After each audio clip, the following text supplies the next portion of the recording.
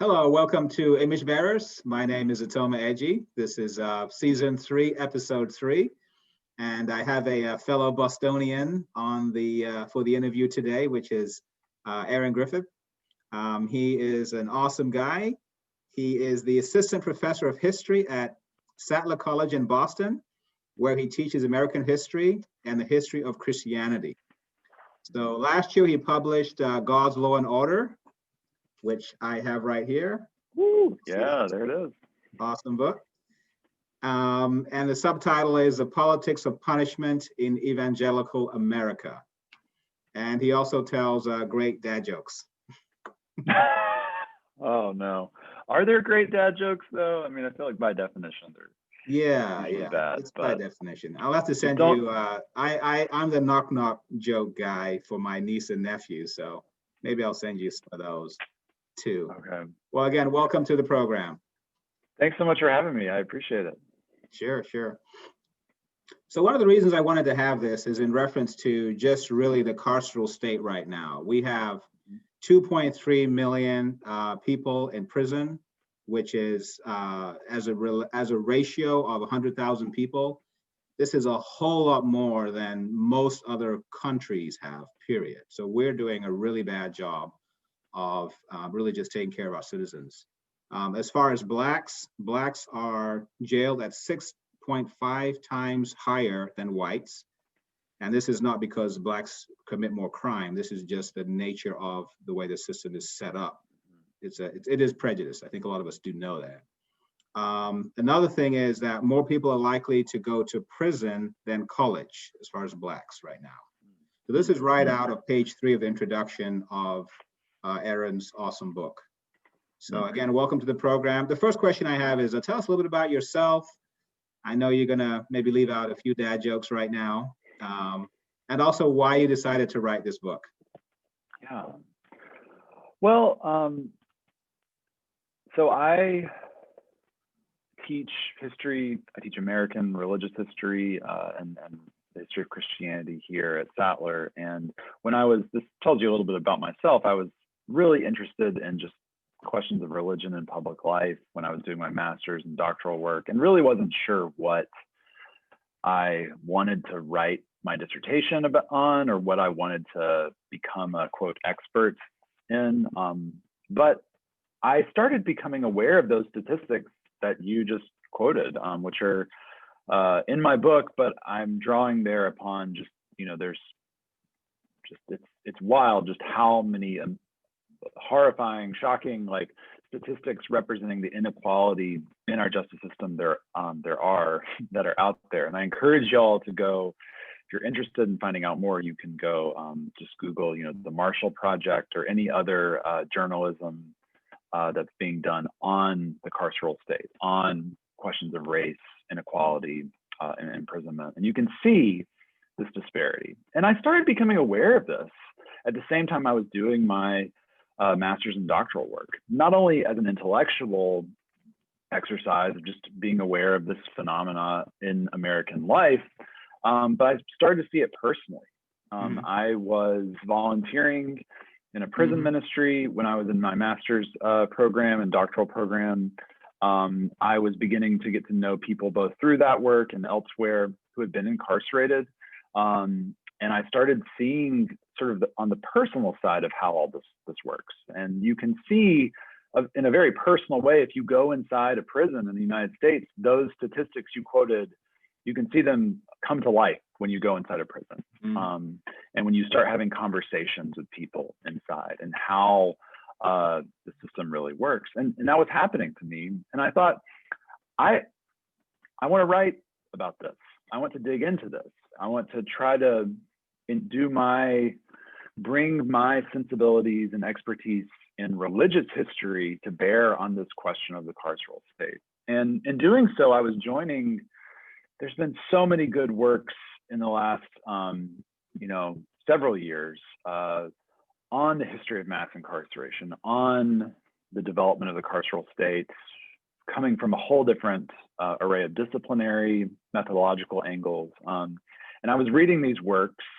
Like many people, my foray into it was with Michelle Alexander's The New Jim Crow. And I that was really sort of the book that opened up my eyes. But then once I read that, I started seeing all these other scholars who had been writing for a long time before Alexander, and then sort of coming after her and detailing some of the limitations or different ways of viewing these questions. You know, works by people like Marie Gottschalk and Naomi Murakawa and Elizabeth Hinton. And I started to see how there was an opening here for consideration of religion. How does religion fit into this history? Specifically, the history of evangelical religion. You know, the 20th century is this time period where prisons begin to grow, where the carceral state expands, but it's also a time period where evangelicalism is flourishing. It is thriving. It's embattled and thriving, as Christian Smith puts it. And I wanted to see how that dual dimension of the thriving of the carceral state and the thriving of modern evangelicalism, like what they had to do with one another. I want to also just give a shout out to the amazing scholars who are also doing this work too, especially on contemporary questions of evangelicalism in prisons. And I encourage your viewers here to check out the work of people like Winifred Sullivan, Tanya Erzin, and my former colleague Cyrus O'Brien and Brad Stoddard, who are all doing really important work on similar questions related to evangelicals in prisons. My work is different in that it's much more historically focused on sort of this emergence of the American evangelical culture and political engagement.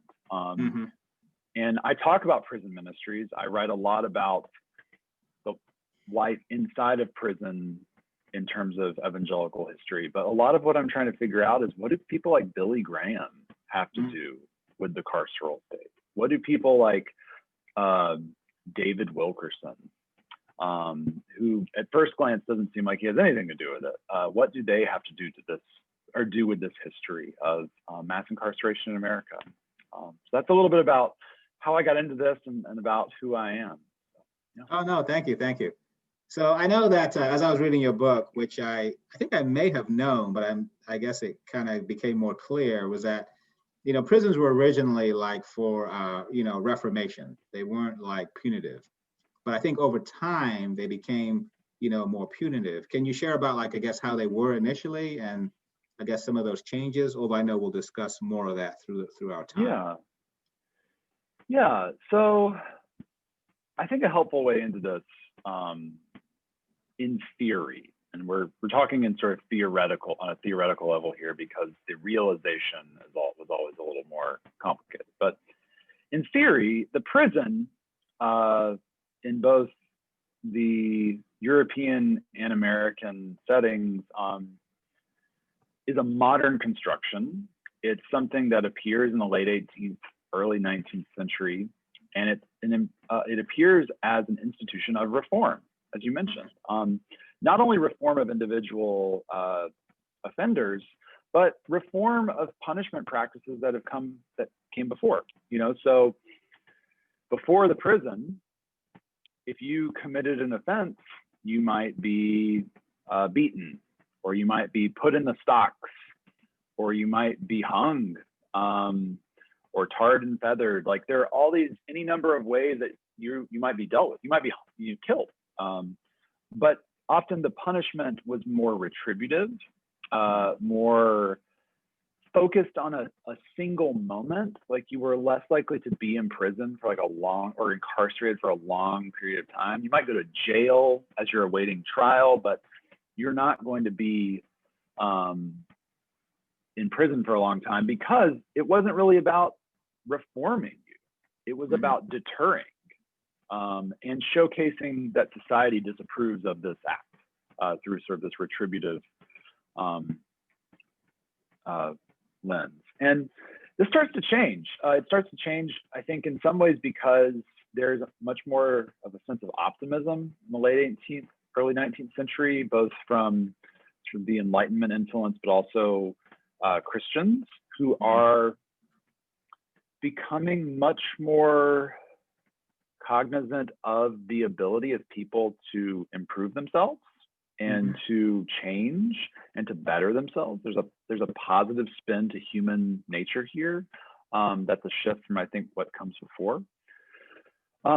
There is a sense here as well that institutions can help do this, that there can be social reform institutions that are going to help better humans as they engage in society.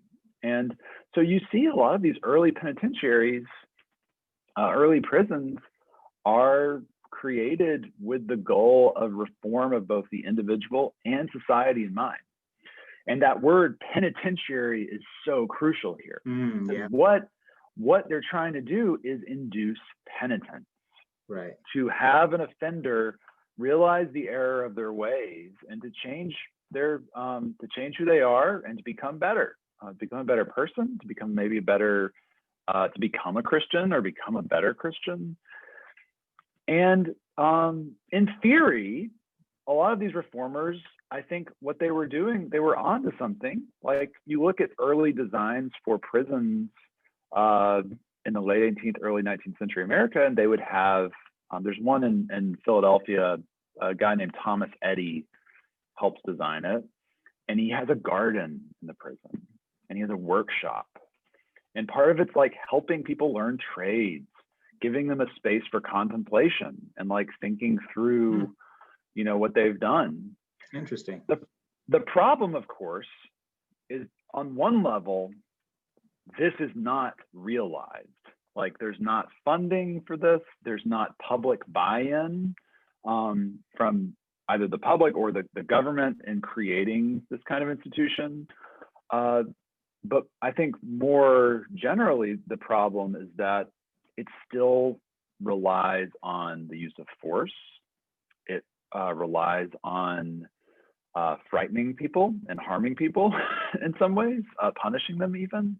Right. And so really quickly, this institution of reform, this institution that many Christians saw as hopeful, goes off the rails. And you can see this, the work of scholars like Jennifer Graber, I would commend to any of your viewers who are interested in this story of the way that this humanizing institution quickly turns into what Graber calls the furnace of affliction. Yes, where it's not about you know, this sort of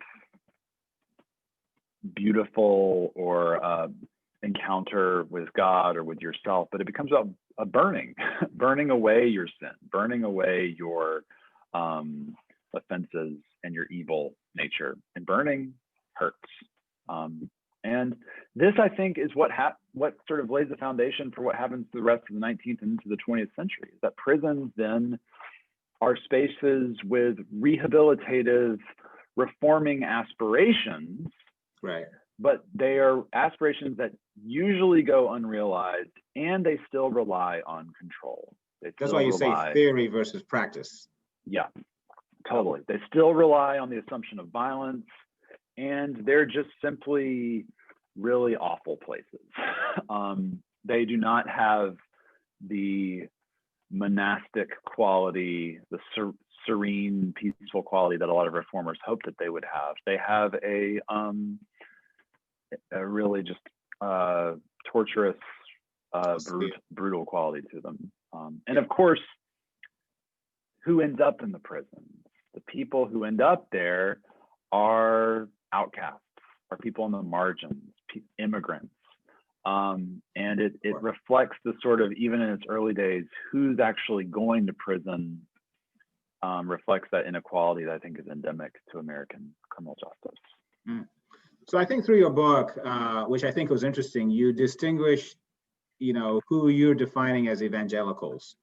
So can you just share for those that, you know, decide to obviously read your book, you know, what's your definition for this book of evangelical? Yeah. There's many definitions I keep hearing, you know. There's so many. Yeah. I really tried to not make that a big part of the book as to like how defining the term or Yeah. Well, I guess but more the specifically, definition go ahead. the definition I settled on though, and this becomes really important for the book, Right. but it's one at the beginning that I get from a scholar named Douglas Sweeney, and it's something like evangelicals are Orthodox Protestants with an 18th century twist. I think I have that quote right. And Sweeney, when he makes that statement in his book on American evangelicalism, he's referring to Protestants, Orthodox, meaning they are focused on some sense of tradition, some sense of biblical practice, biblical norms. Now, what those are gets complicated, but that's at least in theory what they want. They want to conserve something. And then the 18th century twist reference there refers to two things. One refers to the revivals of the 18th century, known as the Great Awakening, First Great Awakening, and this revivalistic impulse of not only people coming to Christ, and often in dramatic ways through preaching, through tent revivals, or through outdoor services, but the very fact that conversion happens in those contexts outside of established church structures, that your denomination or your tradition that you came up in, the establishment, doesn't matter as much, may actually be a liability. And I really tried to zero in on all those dimensions in my book. So especially the one having to do with conversion, the ways that conversion to Christ, but with the broader cultural frameworks in play, is very important for evangelicals in the 20th century, and especially as they think about matters of crime and punishment. So, for example, conversion matters in the context of the prison, because conversion, as I mentioned earlier, is what original reformers of prisons wanted. Like, they wanted you to change. They wanted you to have a transformation. And evangelicals are going after a transformation too. And it's the interplay between those carceral aspirations and those religious ones. Sometimes they're the same, sometimes they're not. But that to me seemed to be clearly something to pay attention to. The other part of this has to do with that conserving or orthodox aspect. And that's the way that evangelicals, they often would disagree on what orthodoxy meant. You know, I write about people that are very different, so conservative Calvinists and then more freewheeling Pentecostals. They often would disagree as to how to interpret the Bible or what the faith was supposed to look like in practice, but they both spoke of this old time religion, or this need to have a biblical, traditional outlook on matters of the faith. And I tried to show how that common aspiration was refracted through issues of crime and punishment. Someone like David Wilkerson is very interested in questions of, he's a Pentecostal, he's very interested in issues of crime and delinquency.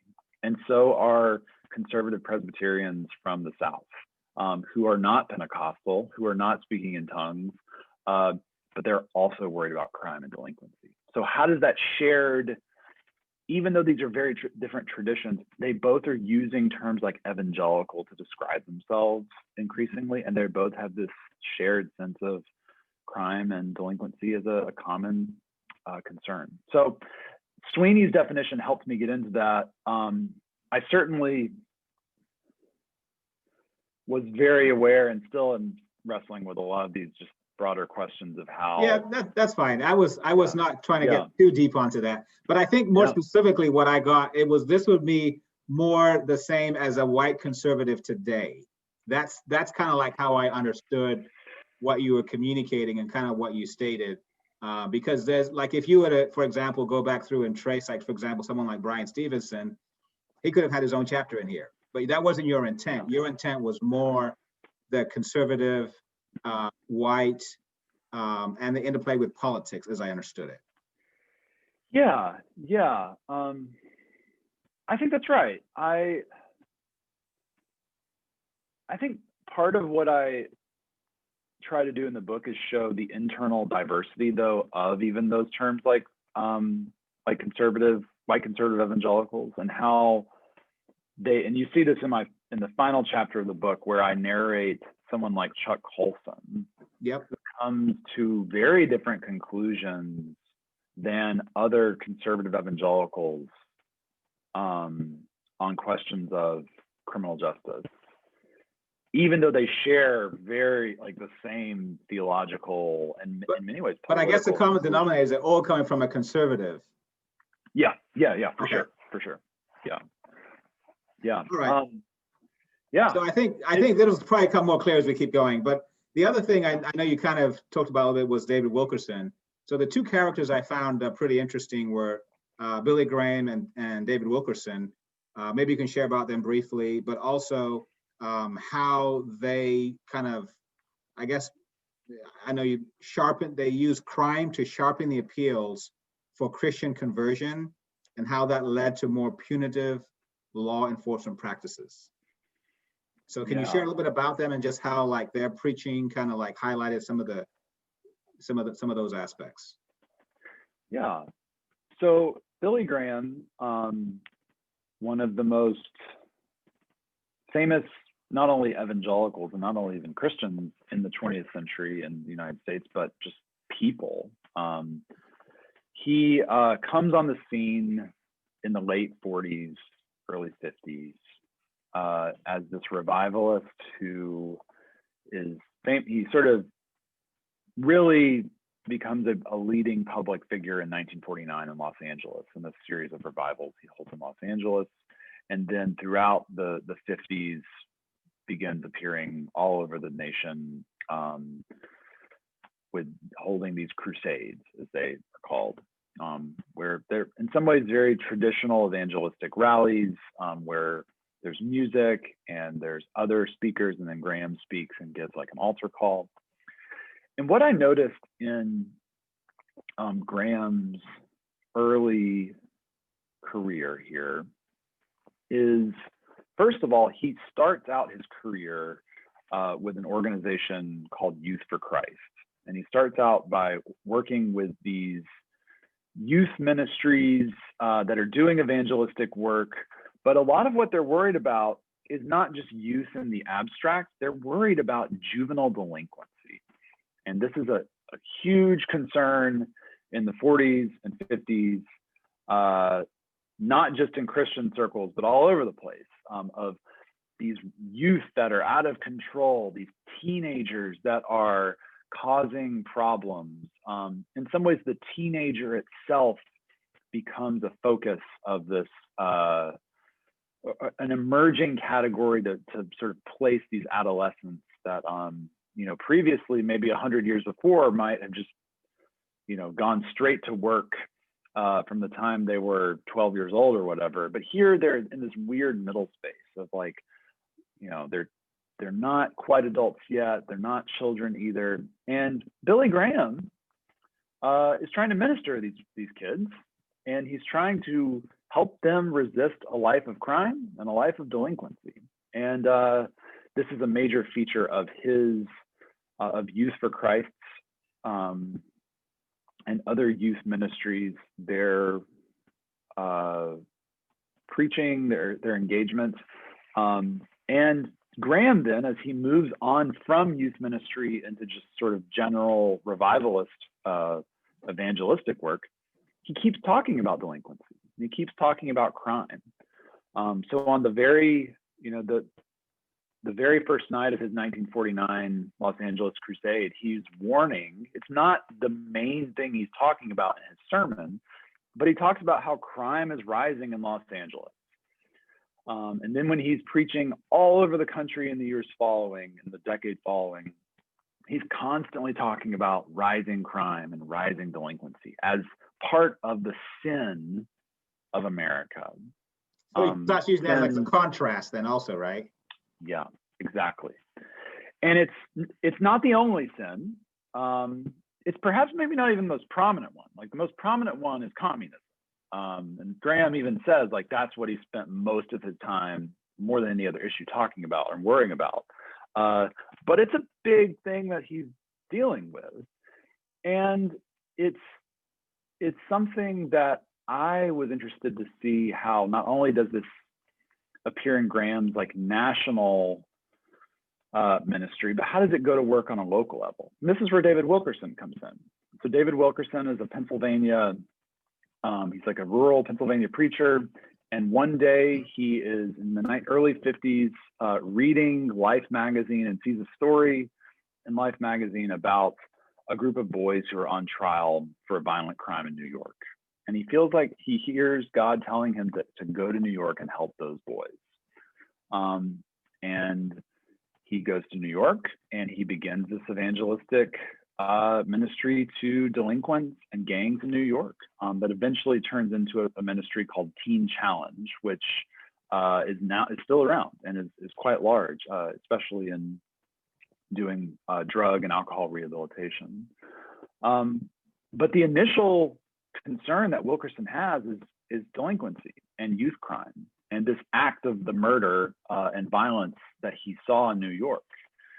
And what I think was true of Graham and Wilkerson at this time was actually, this is a humanitarian concern. This is not law and order, punitive, like we gotta lock these kids up sentiment. This was crime is sin, crime is bad, and it's on the rise, and we can speak somewhat, maybe even hysterically about it, but the best way to deal with it is to help these kids, to bring them the love of Jesus.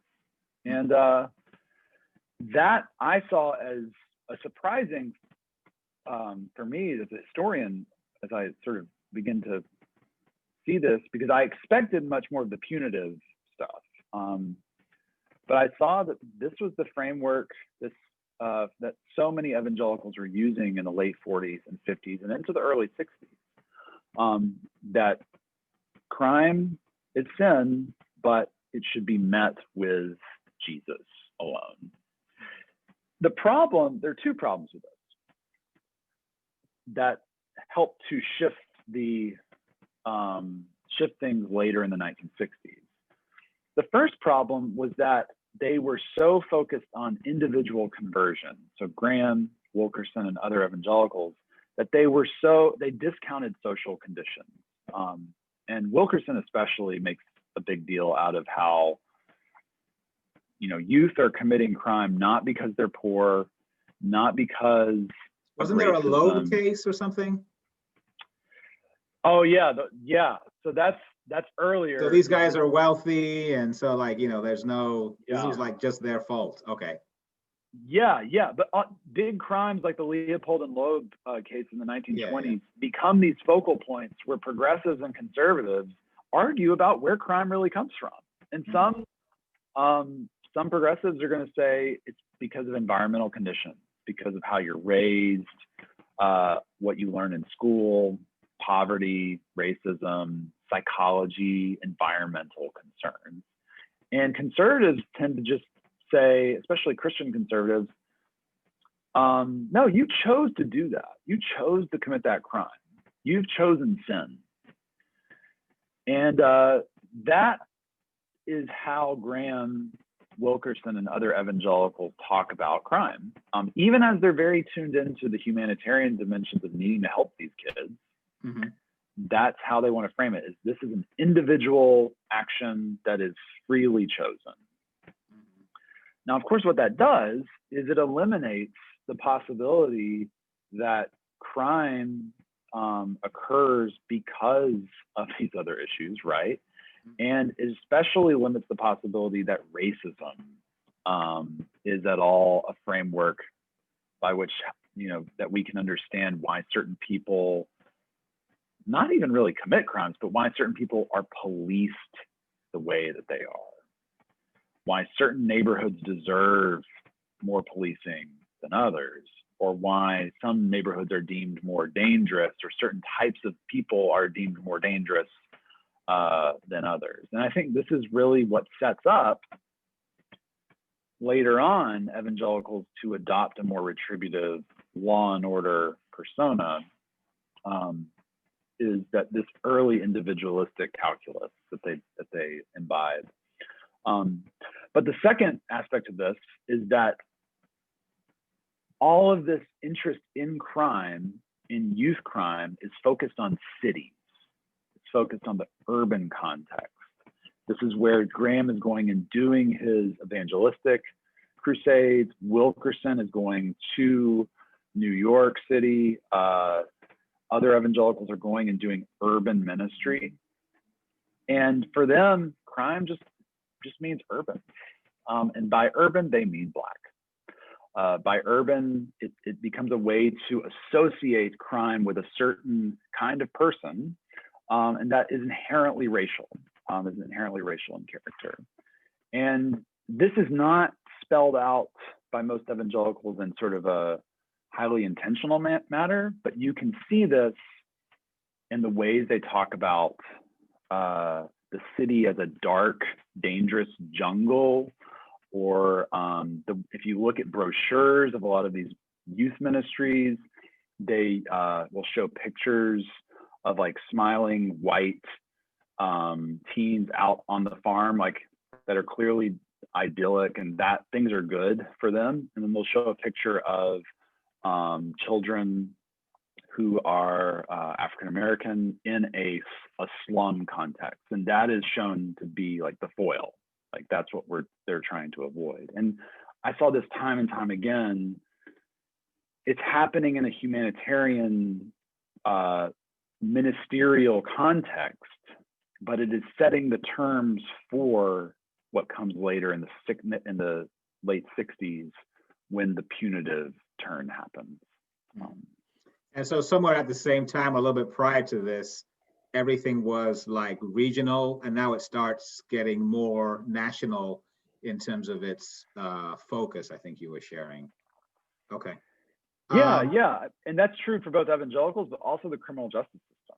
Like it's not simply a local police department kind of thing. It's a larger, it's something that federal money is going to shape and to frame. So, yeah. Wow. Another very interesting character. This book is just a lot about characters, was John B. Anderson. And so I have a little note here. I mean, he was obviously I think he was a congressman from Illinois. And there's many things about him. You can maybe share some of those in a little bit more detail. But I thought it was interesting that he was like the tiebreaker on the vote that allowed things to progress as far as the civil rights bill initially, like the first part of it anyway. Yeah. And then the other thing was, so he noted, he said that he used the analogy between the Israelites and Egypt to basically share how Blacks, and I thought it was very interesting how he kind of framed this. He said the lesson that he got out of that was that Black need to obey the law. I'm like, is that really the story you get out of? Yeah. So that story. But anyway, I just want to say that seems like to me was emblematic of how evangelicals, and I took that to, I read that to mean white conservatives took this as the way, this seems to me the way that they think. So maybe you can just speak about that a little bit, like a little bit about his life and if there's any connection there between that thought process. Yeah, so I'm glad you noticed the character-driven aspect of this. That's something I wanted to do in the book, was really to try to use certain characters to showcase not only important features of this history, but also change over time. And Anderson's a good example of that change. He starts off so he's from Illinois, and he begins his congressional career as a very conservative member of Congress. And he's very concerned with sort of God and country kind of classic issues like God and the Pledge of Allegiance. He wants to have he tries to pass a constitutional amendment to say that the United States recognizes Jesus Christ as its Lord or something like that. Nothing can go wrong with that. yeah. And he is really into this stuff early on in his career, and he's heralded by leading evangelicals as like this, sort of up and coming evangelical statesman. But then he starts to change a little bit. He starts to change in the mid 60s when he begins to see the civil rights movement and the challenges to African Americans that the civil rights movement is publicizing. And Anderson is reading more moderate evangelical voices, people like Carl Henry at the magazine Christianity Today, that are trying to chart out this more moderate evangelical public engagement. And Anderson says, like, you know what? I may have been wrong on sort of this God and country kick that I was on earlier. I want to do something different. Like, I want to help advocate for a political and religious vision that can help people. Now, the key here is that he still remains in the Republican Party, and he still considers himself a conservative. Like, he doesn't at this time like change any of that. But one thing he does do, and you mentioned it, is he is willing to change how he votes on some important issues. And one of them is the federal legislation on discrimination in housing, which comes up in 1968. Right after MLK was killed. Right. And for Anderson, he sees this as a major cause that he is willing to risk his sort of political future on, because he thinks it's the right thing to do. So he has this change of heart on questions around civil rights, and he becomes much less interested in the whole patriotism, like, getting the one nation under God stuff. But at the same time he's doing that, he starts to talk more and more about criminal justice and crime as an issue facing the United States. And so not long after that housing bill, he helps to lobby for the passage of the Safe Streets Act, which is this massive piece of federal legislation that gives a ton of money to local law enforcement. He then publishes a book with Zondervan, an evangelical publishing house.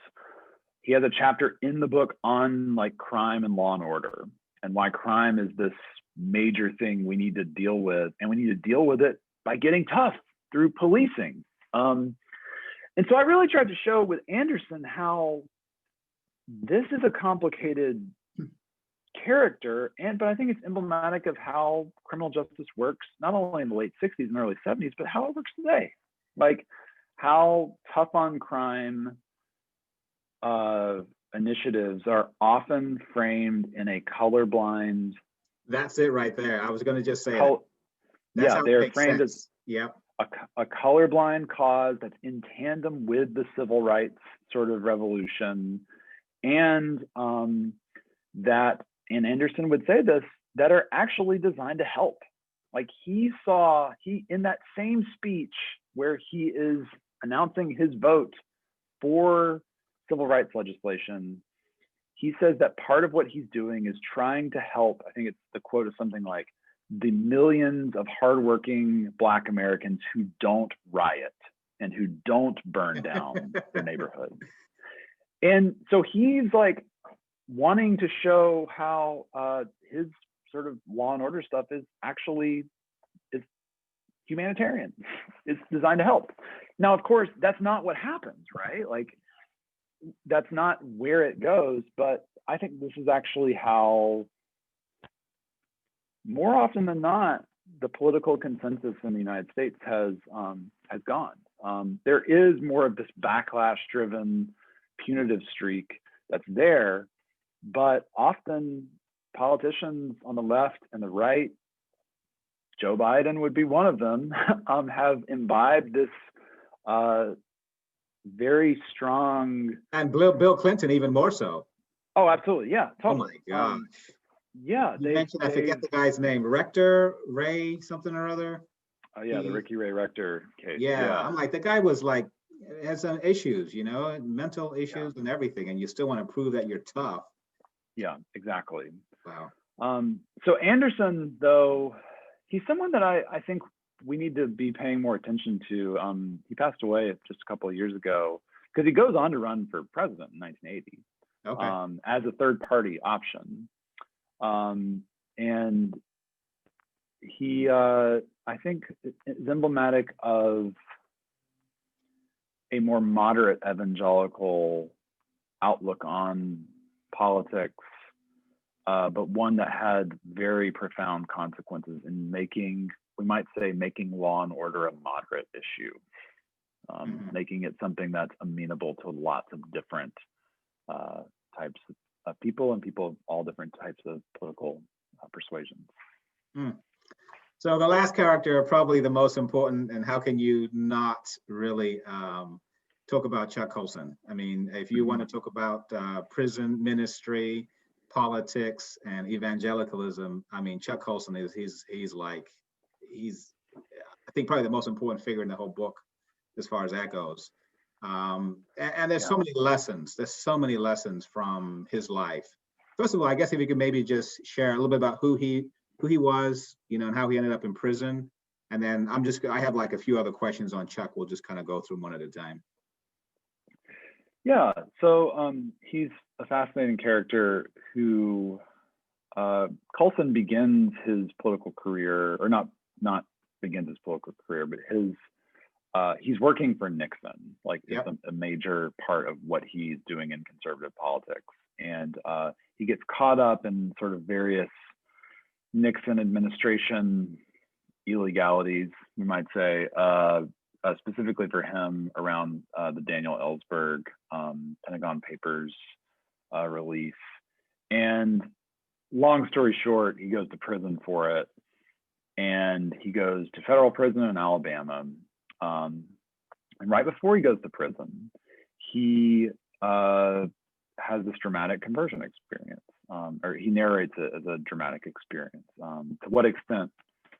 How if I may say so myself, it was dramatic. Yeah. The self-narration. Yeah.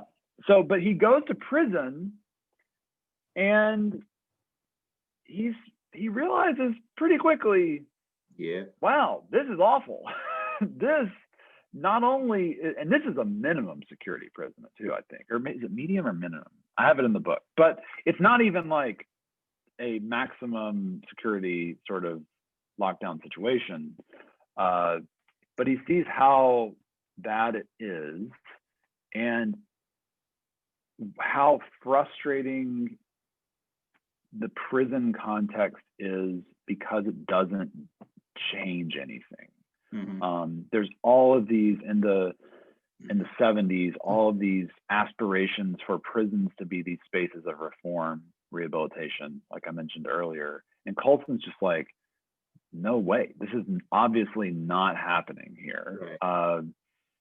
And if anything, it's just making me and all of my fellow incarcerated people here more depressed, more prone to turn to things that are bad, more likely to, just be a worse off. And Colson leaves prison and is like, I gotta do something about this. And he initially starts a prison ministry, or starts a way to bring prisoners out of prisons into fellowship with one another. And he's sort of relying on both his new faith, Colson is, but also new connections he's making in evangelical religious circles. Eventually, this turns into Prison Fellowship, is the name of the organization. And it becomes the largest prison ministry in the world. And in the early 80s, though, this organization's been going for a few years, Colson starts to realize, though, that we can't just preach the gospel. We can't just do ministry events. We have to try to like change something here. We have to go and work to fix these prisons, this broader system that's making these prisons possible. We have to do something about this. And so my last chapter of the book is really about Colson's criminal justice, less so his prison ministry work and more his reform work, where, interestingly, what he's having to reckon with are the punitive law and order sentiments that evangelicals have developed over the past several decades. And so Colson starts to like realize like, this isn't just me versus the prison. This is me versus a prison system that is propped up by certain ways of thinking religiously about punishment that evangelicals are super into. And a lot of the chapter 2 of the chapter on Colson is about the compromises and the limitations that Colson faces, and the changes he himself undergoes over the 1980s and 1990s, where he, I think really, I see him as someone that starts out like fairly radical and fairly vocally critical of the system, and then over time like has to make concessions, whether because he wants to work like across boundaries of people that he might disagree with, or because he himself changes his mind on important issues like the death penalty. So by the 1990s, Colson he formerly was anti-death penalty. By the 1990s, he's changed his mind on it, and he's become, pro-capital punishment.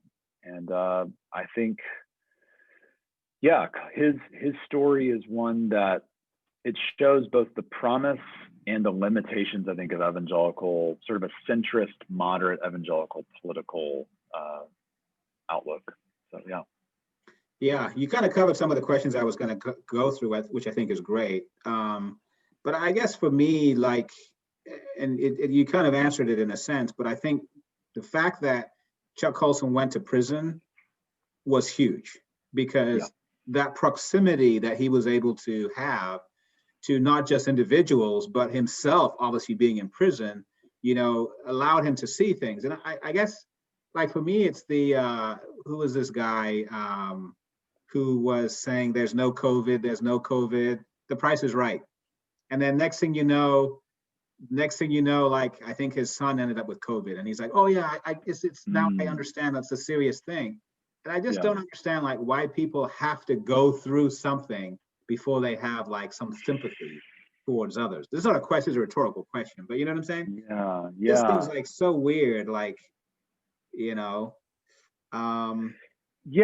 I mean, I think it's weird on one level, but I actually find it incredibly relatable in the sense that I don't think this is necessarily true for every issue or every person, but it seems to me that there's something that human beings are interested in, things that have consequences for us personally, whether it's our finances, whether it's our families, our health, our well-being, and it isn't simply when issues affect you that you become a champion for them necessarily, but I think that when you experience something bodily, like you have some sense of why an issue or a political movement or whatever has consequences for your own body, then I think it can create some change there. And actually that word you use, proximity, is one that Brian Stevenson uses, right? Like Brian Stevenson says, like, what we need to do is, if you want to make change in the justice system, you have to get proximate. You have to get close to it. This cannot just simply be Twitter or signing petitions. Those can be good things, or voting even. Those can be good things, but you actually need to go to a prison. You need to correspond with people on the inside or talk with people who've been affected by it. And I think this is where Colson, like, he was, I think that transformation happened there, and I think this is true for a lot of other evangelicals too, like who have dramatic experiences with the criminal justice system, sometimes because they went to prison or because a family member went. And when you see how the system treats people, or when you see what people have to go through, it all of a sudden doesn't become an abstract issue of, well, what's your theory of punishment? Or are you retributive or deterrent? Or do you believe in expressive forms of punishment? Like, it doesn't become about that. It just becomes like, wow, my son was in jail and it was awful. Mhm. And Exactly. no one should be treated like that. Mhm.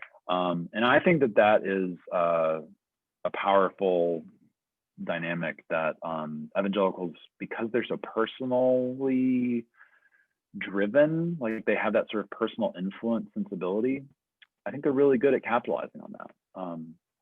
So yeah.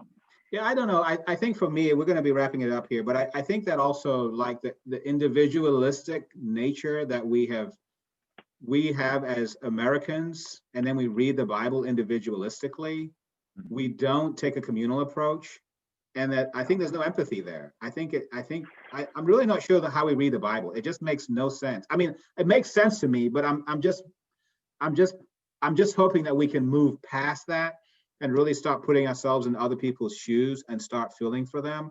And I guess the question I have with that is more I don't know, a philosophical or whatever question, which is, why do you think it is that, the colorblind umbrella, if you will, has permeated a lot of, the criminal justice system, where people are not able to see the structure needs to be addressed to really start, making some inroads into how things are. So I don't know if you have any thoughts on that. Yeah, that's a really good question.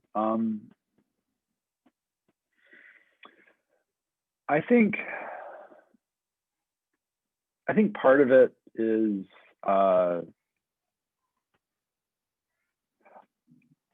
I think at least some of it, I don't know how far I want to push it, is that personal dimension where, because neighborhoods, communities, cities, states develop in certain ways, where individuals are operating within these contexts where they're voting and organizing their lives around their own self-interest. Certain kinds of people, wealthier, white people, consolidate into certain types of neighborhoods that then they are the ones who control where the police go. They're the ones who have a say over what kinds of norms there are for the criminal justice system in terms of its engagement. They will have, because they do not have that personal encounter with a police officer, that is so dangerous for so many. There's no question then that, like, the police officer would be somehow suspicious. Like, it's just, they're there for me. They're there to help me. They're there for a good reason. Or why would I not want more police in my neighborhood or more police out there? Why? So I think it begins at the personal level, but then it operates then on a structural level that develops, that becomes hard to see because people can't notice. We don't have names for these dynamics as easily for what's happening when over policing happens, especially if you are living in an overwhelmingly white neighborhood that is as well off. It just doesn't, there isn't that same descriptive apparatus that exists for that. At the same time, I also think it's a politics of consensus that helps make it possible. It's just easy for politicians to run on law and order and to run on tough on crime. If they do it all the time, it's proven to work. It's something the easy button.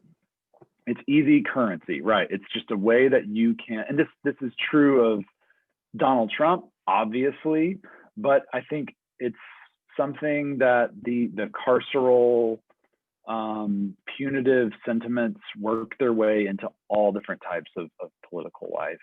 That someone needs to get punished, someone needs to do the time, someone needs to get locked up for what to solve this problem.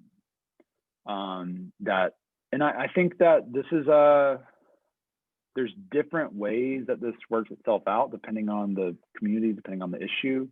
But politicians would rather, in general, focus on that punitive question of who are we going to lock up, how are we going to punish someone, rather than dealing with the question of why is this offense happening to begin with? What could have led to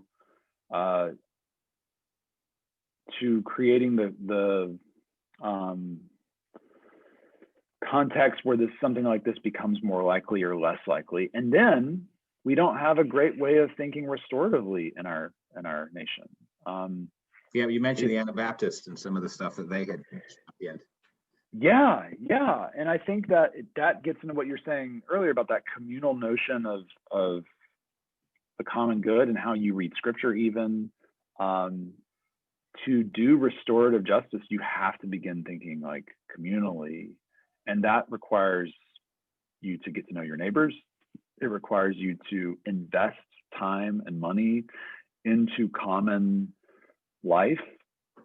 And that's hard to do politically, because it's easier just to say like, we're just gonna like punish this person and lock them up or whatever, rather than thinking more holistically about what we could do to prevent a crime from happening, but then dealing with it in a holistic way that brings lots of stakeholders to the table.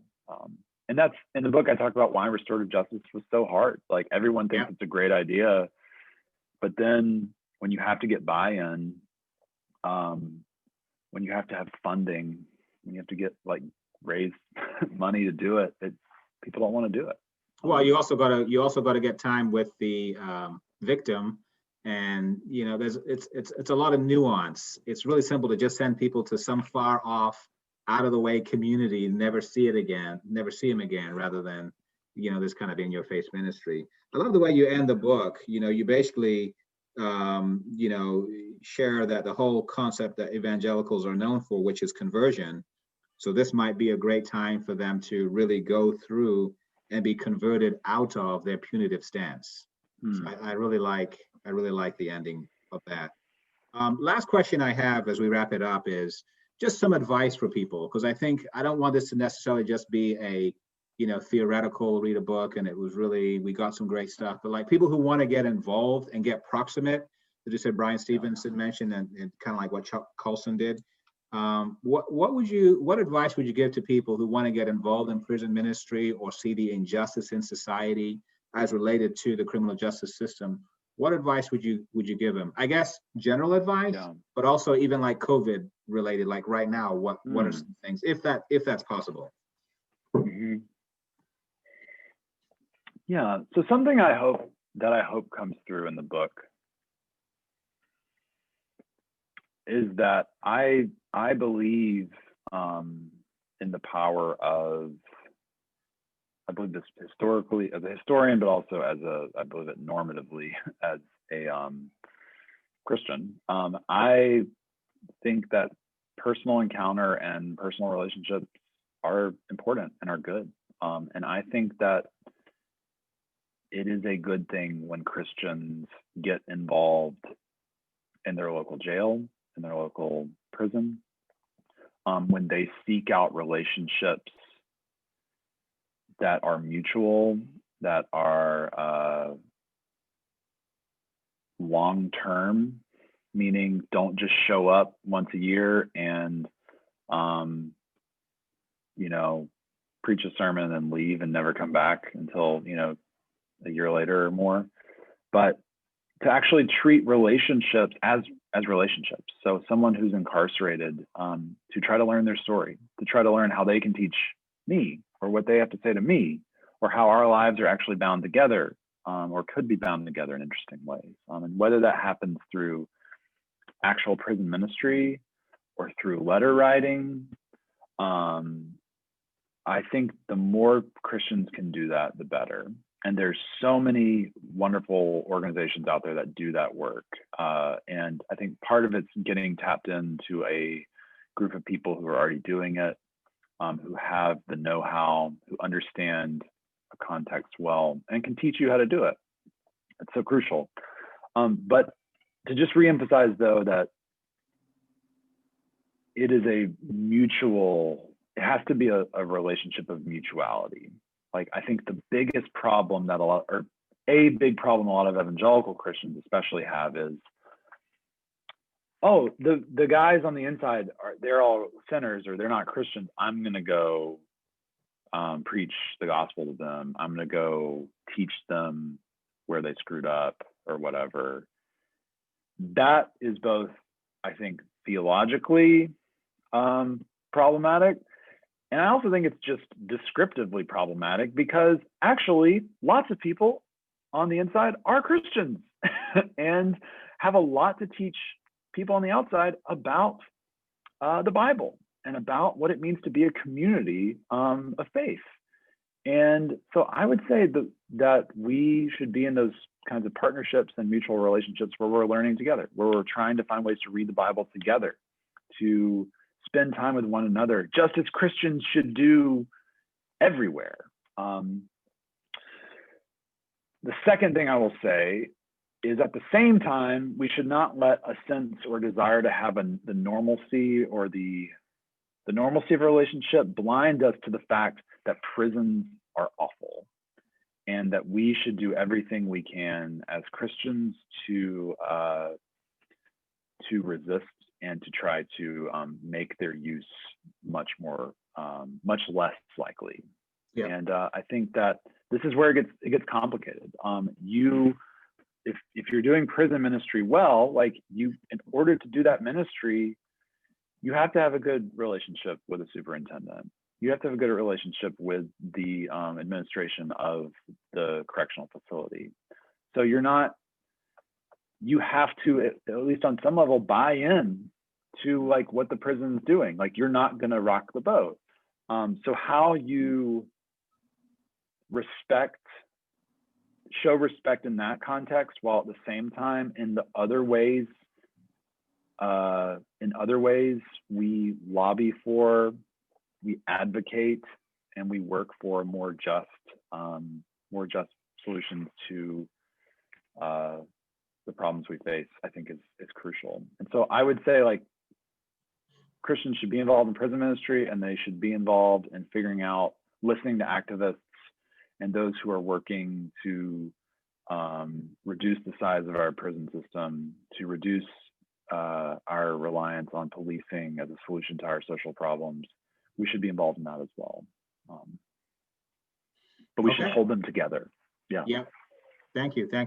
So just as we wrap up, how can people find out more about you and, your ministry or your website, or you have another book coming out, or on progressive evangelicals?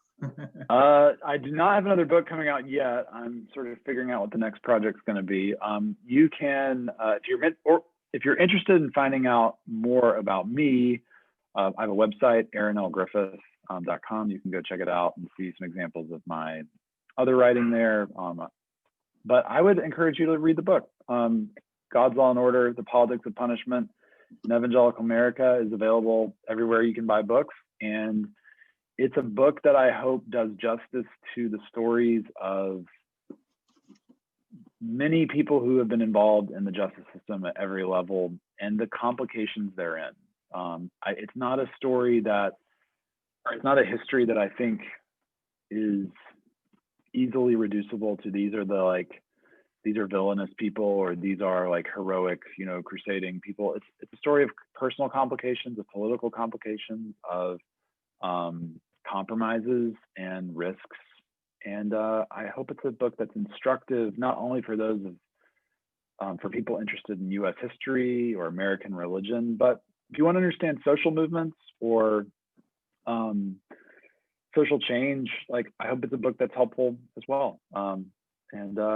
So check out the book and let me know. I've got an email on my contact tab on my website. I would love to hear if you read it. If you'd like to find out more, please drop me a note. Happy to talk to you.